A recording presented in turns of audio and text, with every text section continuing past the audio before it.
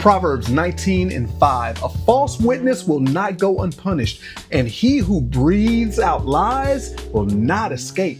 Today's episode, the files always come out.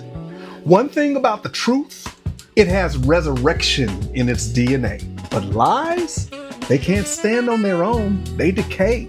That's because truth is alive, even if you bury it, even if you seal the tomb, even if you guard it with stone-faced narratives and well-paid silence. Ask Jesus. The truth finds a way to breathe again. But lies die in the moment that they're spoken. They only look alive because someone keeps dragging the corpse around. That's Proverbs 19:5 in a nutshell. A false witness will not go unpunished. No, not maybe, not if someone finds out, not if the files get released, not depending on the political climate. No, truth don't need help. Lies carry their own punishment because when you lie, you're not escaping judgment, you're carrying it.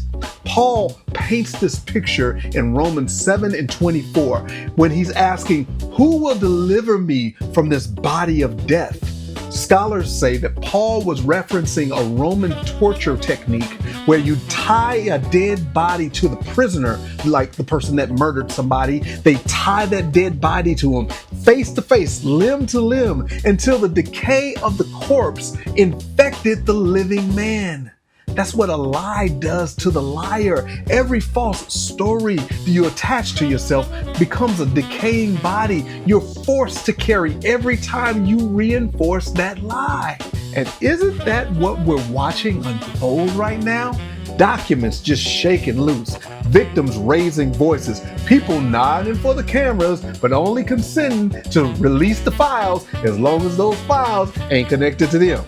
It's the oldest trick in the book. Push truth further down the well, hoping that the bucket never comes back up. But truth is buoyant.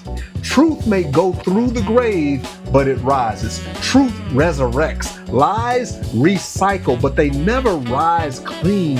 They come back smelling like what they've been buried under. Lies don't resurrect. They return messier, louder, uglier. And that's what Proverbs 19:5 whispers in its ancient accent. You can outrun rumors, but you cannot outrun reality. You can silence witnesses, but you cannot silence the truth. You can barricade a file folder, but you cannot barricade consequences.